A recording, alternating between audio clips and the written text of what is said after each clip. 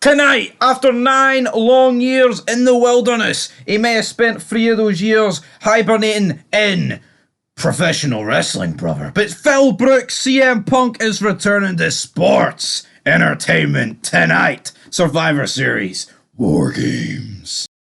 But tonight, the only war that I'm concerned about ain't inside a two-sided steel pile of pish with a bunch of jobbers. It's the war that the crowd could potentially turn on WWE if CM Punk does not return tonight, because they were chanting CM Punk throughout SmackDown. For literally 2 hours you were getting CM Punk, because the show sucked, and you know what? Yes, it's hijacking, and we don't like that. I think it warrants it. See, when the show's that shite, and we've been almost promised CM Punk, because guess what, guys? Corey Graves keeps making these cheap-ass references, and we may as well get into the last reference that he's made before this pay-per-view. Of course, it did happen on SmackDown. Was he fueling the CM Punk chants with this?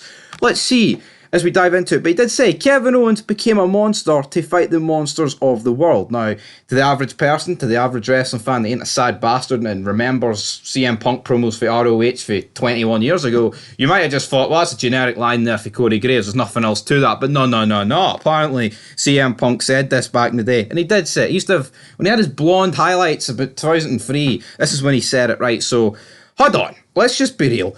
It's such a generic sort of line that an anti-hero sort of face would say about having to get dirty, because I have to get dirty to get what's right, because the heels, the bastards, they made me turn this way. I had to get bad to get good, so to speak. There's been numerous lines like this. There's not been any for a few weeks, to be honest, but for the past couple of months, I'd say there's probably been at least 4 or 5 lines for Corey Graves, and not necessarily just Corey Graves. I think Michael Cole said a few things that people have found parallels with CM Punk that he said in the past. But at the end of the day, I think he's not going to come back tonight. Sorry to burst anyone's bubble. I think if he was, it would have slipped out. All we've heard is the reports that apparently he did want to come back and they've turned it down. Now, yes, Randy Orton has been announced, and they've maybe done that in a way to save the show from that hijack potentially of, oh, there's a surprise partner in the War Games match. We're expecting this Fire Burns cult of personality, and we get, I hear voices in my head, they talk to me, they put me to bed, they talk to me.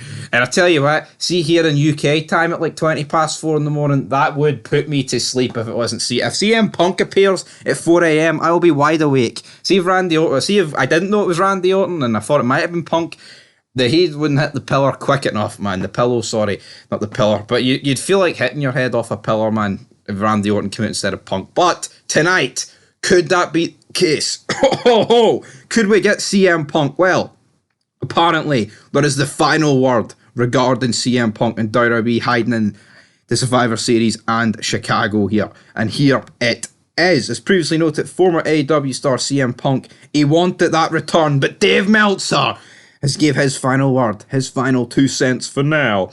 We've seen no evidence this is happening, and those close to the situation have denied it, but it is possible. It's a well-kept secret. We do know that one of the key reasons they made sure Randy Orton's name was out and didn't do a surprise was the idea that would lead to people expecting Punk in that spot, and they wanted that shut down. Another thing that fueled internet speculation is a 2023 remastered version of CM Punk's song Cult of Personality by Living Colour being published today. It's a very old song that. I don't know if it's like a 40th anniversary. I don't believe it is. That doesn't necessarily mean anything. A remastered version. Songs get remastered all the time now. Okay. Is it a freaky coincidence that on the day that everyone's expecting CM Punk to return, it gets a remastered version? Maybe WWE felt that him using it in AEW, it somehow tainted the song, so they've tweaked it or something. Because normally with a remaster, it's not just a case of, oh well, it's the same song. Normally they tweak the odd thing, make like an extended version or throw a wee difference in, variable so to speak. But here, we'll have to wait and see, guys. If I was to rate the chances of CM Punk appearing tonight, honestly, my hopes are low. Not to CM Punk appears, I'm going to mark out and pretend that wrestling's great, but you might think, holy, yes, wrestling could be, but let's be real. Let's say he does appear. On SmackDown, the champ doesn't appear for 8 months out the year, and on Raw, it's a bunch of mid-carders pretending that they're main eventers. Like, if CM Punk goes on SmackDown, he's not even going to be against Roman Reigns because he ain't there. And if he goes on Raw, you have to give him the belt. Honestly, Raw could go from the worst show to the best show, just for the simple fact is, if they give Punk a mic, if Triple H whips out this pish, that he knows what's best for business is giving CM Punk a fucking mic and letting him bury AEW for like an hour, man.